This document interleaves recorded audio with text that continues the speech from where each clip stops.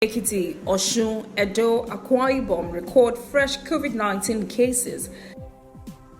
Lagos State government condemns worshippers who attacked Covid-19 enforcement team. In international news, extreme Covid-19 measures. Philippines president orders police to shoot stay-at-home violators. And in sport, Tokyo Olympics organizers announced new date.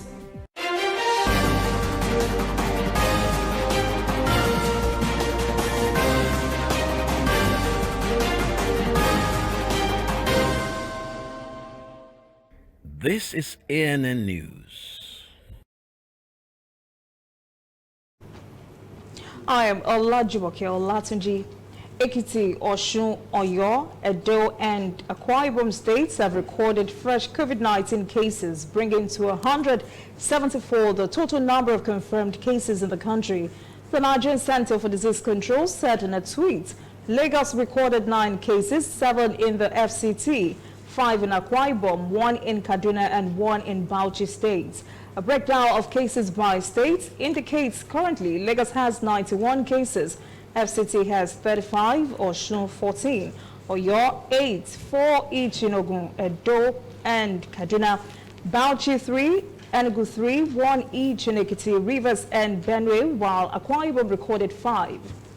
Ekiti Commissioner for Information and Values Orientation, Muiwa Olumuliwa, said the fresh case in Ekiti was recorded barely 24 hours after the index case was discharged from the isolation facility in Ado-Ekiti. Meanwhile, Osun State Governor Adegboyega Oyetola is asking the federal government to extend the total lockdown directives to other states in the country to avoid trans-border spread of the virus. Cross River State Governor Ben Ayadi has given a new directive requiring everyone in the state to wear a face mask or stay home. Ayadi also stressed that all public gatherings remain banned and all markets closed except food markets. The governor says anyone who goes against this rule will be arrested and quarantined for 14 days. The Cross River State Government Factory has been mandated to produce face masks to be freely distributed to citizens and residents alike to meet demand. All exit and entry points into the state are now completely shut. No human or vehicular movement is being allowed into the state. Lagos State government says it is disappointed with the physical attack on the state's COVID-19 task force by some Muslim worshippers at the Agege Central Mosque. General Manager, Lagos State Environmental Protection Agency, LASEPA, and leaders of the task force, Dr. Dolapo Fashawe, condemned the attack and described it as barbaric and uncalled for. The task force team is mandated to monitor and enforce compliance against public gatherings that exceed 25 persons. Fashawe says it is really disappointing that the people out to protect the residents are being attacked for doing their jobs. She stated that the state government will not hesitate to sanction these violators to serve as a deterrent to others. The enforcement team said the Muslim worshippers, numbering at least 300, were holding their evening prayer contrary to the directive that disallows gatherings of more than 20 persons and the stay-at-home lockdown. Attorney General of the Federation and Minister of Justice, Abubakar Malami, has directed heads of various courts in the country to go on with time-bound cases during the ongoing lockdown. The AGF says this is because speedy dispensation of justice is a cardinal principle of the judicial sector reform of the present administration. The directive was contained in a letter addressed to all heads of courts. Malami said last week's directive by the Chief Justice of Nigeria, Justice Tanko Muhammad, the court sittings be suspended for 2 weeks, except in urgent, essential, or time-bound matters, was in tandem with COVID-19 regulations. It's the third day of the ongoing total lockdown in Abuja and Lagos. ANN had earlier brought you a report about how Lagos is presently coping with this directive. In this report, Kelechi Emekalam tells us how Abuja is faring.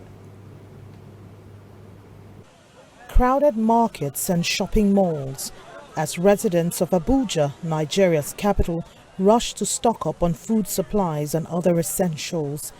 It's in response to the 2-week city lockdown announced by President Muhammadu Buhari, a measure to curb further spread of the coronavirus. Aspects of the lockdown had commenced long before the scheduled time. Vehicular and human movement were restricted from entering into the city. All were subjected to security checks and medical screening. The move by the president has been called to query in some quarters, describing it as unconstitutional. The legitimacy of that action is based on the provisions of the Quarantine Act, which empowers the president in times of an emergency, especially for health reasons. The president or any other health authority, including the governor of a state, has the authority to declare a disease a dangerous infected disease, has the authority to declare an area an infected area, and has the authority to take every step necessary or incidental to such actions to prevent the spread of such diseases. There are also growing concerns on the impact of the 14-day lockdown on Nigeria's already fragile economy. Small and medium-scale businesses are the highest employers in the country, making up more than half of the country's GDP. Economists say although the lockdown is inevitable, it spells doom. Nigeria was tilting towards another round of recession. Now, with the coming of COVID-19, then the situation is going to be terribly worse. One, many businesses will have to remain shut for the period of time COVID-19 will continue or will last. And that means there will be low income. Revenue generated by these companies will no longer be significant to take care of their needs. And we should expect that in the coming months, the size of the GDP would reduce significantly. It's been mixed reactions from citizens here. While some welcome the lockdown, others believe government is ill-prepared for it. Even the action they are taking, I told me, my personal opinion, it's too late. They have shut down this since. So it's a good thing that government have taken a decision to close down in order to save life.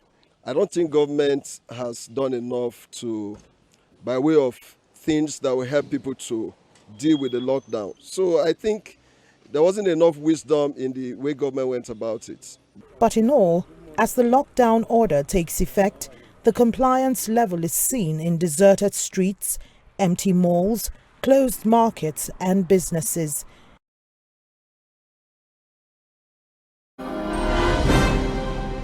Coming up, African stories. South Africa's credit ratings downgraded to junk.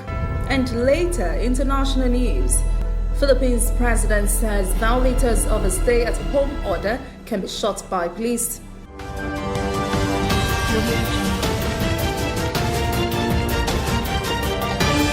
You are watching ANN. Somewhere in the world, every second of the day, news is happening. And of course, Nigeria is bustling with news day and night. That is why ANN doesn't sleep. Our eyes are peeled, wide open, so no story escapes our radar. We stay abreast of world events and happenings at home. We keep you up to the minute in the world of sports. We give you information to stay on top of your investments and all the hard facts you need to navigate your day. If you miss us on air, you can keep up to date on our website and on our social media platforms, Twitter, Instagram and Facebook at ANN Africa TV. We are ANN, Africa News Network. We do news right in a truly African spirit.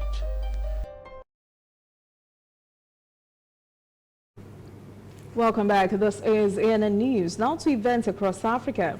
South Africa's sovereign credit rating was downgraded last week to junk by credit ratings agency Moody's. This has caused major concerns within the government as to the extent this could affect the economy. The rand and the markets have been stressed as a result of the downgrade and COVID-19 fears. Our reporter Angela Coppola has the story. South African Finance Minister Tito Mboweni says the downgrade couldn't have come at a worse time. Many agree with him. I honestly am not particularly optimistic about South Africa's fiscal position because we know that tax collection is very weak and is going to be absolutely terrible for the time being. We are seeing all sorts of horror stories from around the economy about how everybody wants to declare force majeure on each other. And I am particularly concerned that corporates might start doing the same with regard to SARS. The situation will be most apparent in the global bond markets, where passive asset managers investing to their mandates will have to get out of sub-investment grade countries like South Africa. That said, I am excited about the possibility that the downgrade could be a catalyst for structural reform. And we have already seen some of our politicians and some of our policymakers leaning in. One of the recommendations from the ratings agencies is for government to deal with the inefficient state-owned entities and cut its bloated public sector wage bill. This includes police officers and teachers. And then right in the middle, we've got the real ham in the sandwich, which is our healthcare workers who are under, kind of dire risk of personal infection. So it's very tough to imagine that the government is going to wade into that environment and announce a whole lot of aggressive, financial cuts and wage cuts. But there may be some good news when it comes to the rebalancing of the world global bond market. Due to the coronavirus, South Africa will not be removed from the index until the end of April. So passive managers will stay invested for another 30 days. But I suspect that you may have active managers who are with more of a speculative view, who are likely to jump in and enjoy the very, very, very rich yields that they would be getting from a sub-investment grade rated bond. Interestingly, the overwhelming news flow concerning the coronavirus has distracted investors' attention. The translation directly into the markets is often blurred by a lot of the other noise that we're seeing coming out. And so government's response and government's actions around COVID and around stimulating the economy genuinely creates for us an opportunity for government to lean in and influence positively the response by investors towards this downgrade. As the market, investors and traders digest the downgrade that happened a couple of days ago, it's still early days and it's going to depend on how long we're in this coronavirus cycle before the government can actually start doing something about getting us back into investment grade. Zimbabwe's central bank has once again introduced the use of foreign currencies in local transactions. The move came on Sunday, just a few hours before the current nationwide 21-day lockdown began on Monday. The central bank says this is one of the measures to ease the burden of the coronavirus effect. And reporter Faraya Nwakutuya has the details.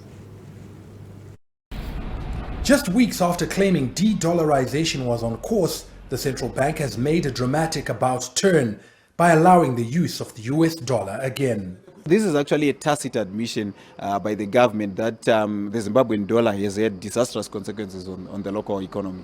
It's another case of policy inconsistency. However, it's a welcome move for the local productive sector. We have been feeling the pinch of inflation. The measure is seen as an attempt to mobilize foreign currency held outside the formal channels. Central bank reserves, which are drawn from export revenues, have been stripped down to a minimum due to COVID-19 induced disruptions.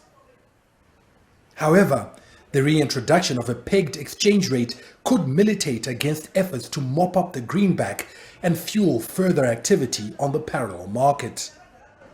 People do have US dollars. If you look at the informal sector and a lot of the SME sector, they do have the US dollars, but they will not go and buy at TM if the rate is going to be 1:25. If the rate was the market rate or people were allowed to set market rates, then the strategy can work in terms of mobilizing those US dollars. What it effectively means is that we will have less liquidity on the interbank market because all the formal businesses that have been actually liquidating their foreign currency process on the interbank market see losses because you can be able to liquidate on the black market and gain more. Critics argue it's futile for the central bank to try to set an exchange rate when it doesn't have the foreign currency reserves to back it up. The country's apex bank has also lowered its benchmark lending rate from 35 to 25% to try and stimulate more borrowing and thus activity in an economy that was already in distress before the coronavirus outbreak and which is now likely to see further decline after it. When we return, international news. Philippines president says violators of a stay-at-home order can be shot by police. And later, sport. Tokyo Olympics organizers announce new date.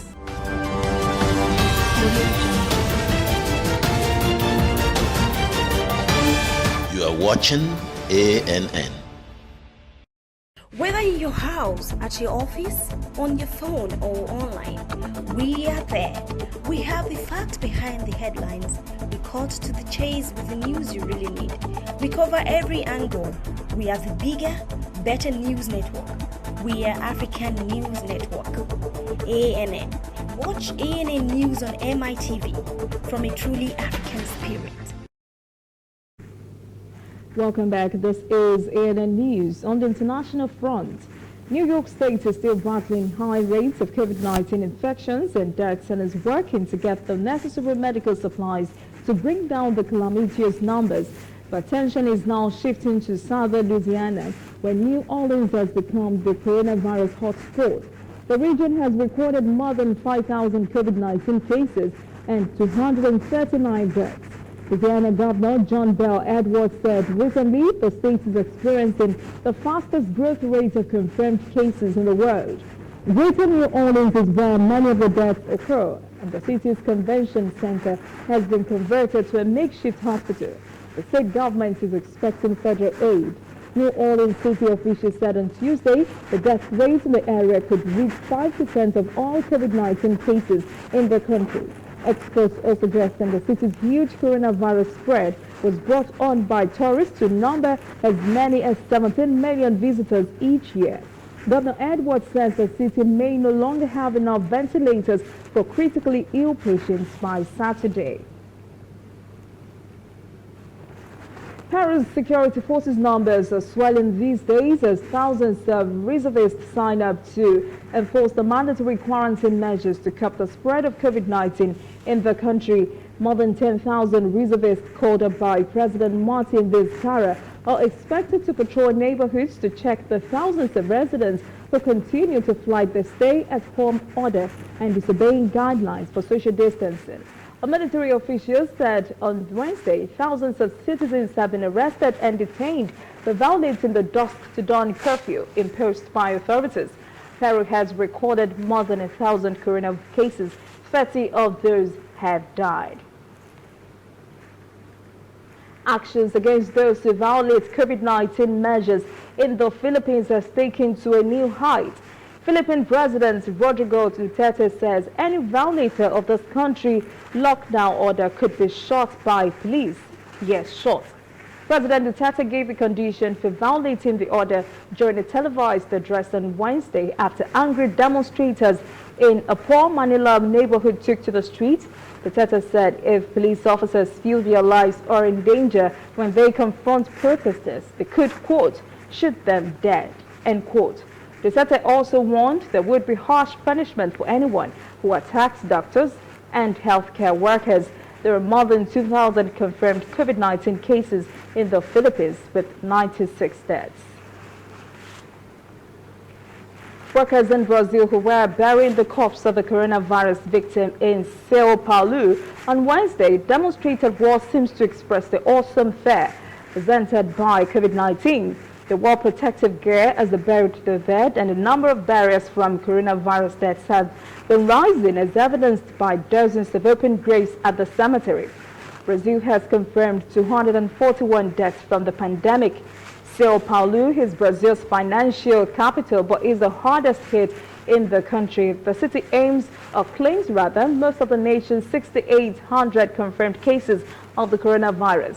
The country has the largest number of confirmed coronavirus victims in all Latin America. There is disagreement among politicians on how best to fight the virus.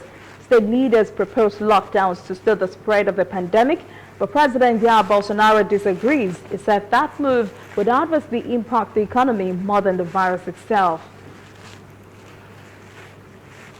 Many asylum seekers in Israel are facing the possibility of contracting COVID-19 if no help reaches them. No cases have been reported within the group, but numerous Israeli NGOs are helping to ensure there is no spread of the virus among asylum seekers there. They have been collecting donations and goods for distribution, and reporter Stephanie Freed has the story.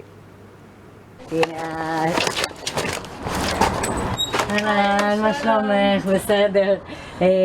יש בפנים שקית החומה, משחקים לילדים קצת, וזהו, תהיו בריאים. Also inside the bag, tuna, oats, rice, diapers, wipes, alcohol spray. Some fundamentals for getting by. The asylum seeker population is a population that's at risk during good times. Tens of thousands of Sudanese and Eritrean asylum seekers fled war and political upheaval more than a decade ago for what they hoped would be the safety of Israel. But in Israel, they have no citizenship and no refugee or asylum status. As COVID-19 spreads, perpetual uncertainty is being pushed to the extreme. Half of the population is unemployed, and there's no cushion. No savings, no family to help out. Most don't have medical coverage, and there are no unemployment benefits. Hundreds of volunteers with multi-award-winning NGO Eli Fellet collect and distribute care packages to asylum seekers multiple times every week. The name Eli Fellet comes from a 1959 Hebrew song written about a young boy everyone assumes is a simpleton, but in reality is a hero. In the Old Testament, Eli Fellet is one of King David's sons. COVID-19 hasn't hit the asylum seeker community yet. We're really hoping it's not going to hit in large numbers, because once it hits, they're in large numbers because they live in such tight, closed quarters and homes, and it's going to hit bad. Multiple advocacy teams are pressing Israel's government to release pay withholdings earmarked for distribution on condition asylum seekers leave the country. Israel's government is reportedly willing to partially release those withholdings. Implementation is pending. Up next, sport. Tokyo Olympics organizers announced new dates. Please stay with us.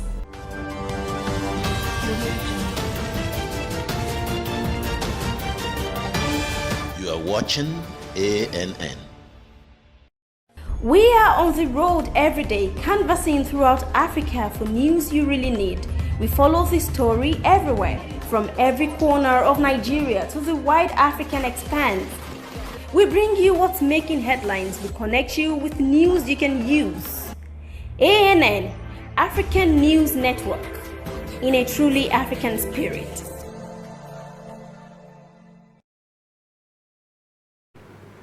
Welcome back. This is ANN News in Sport.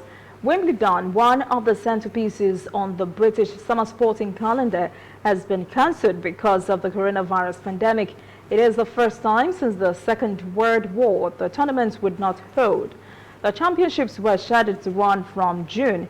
Unlike one-day sporting events, Wimbledon functions more like a festival.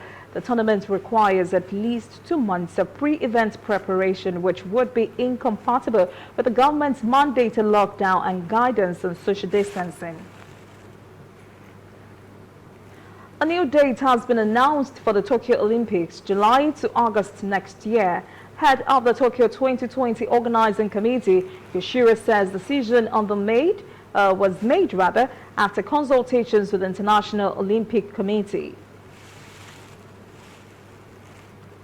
That is ANN News this evening. Thank you for joining us. For details on these and other stories, visit our website, annafrica.news. Conversation continues on our social media platforms, Twitter, Instagram, and Facebook at ANN Africa TV. I am Olajumoke Olatuji. Have a pleasant evening.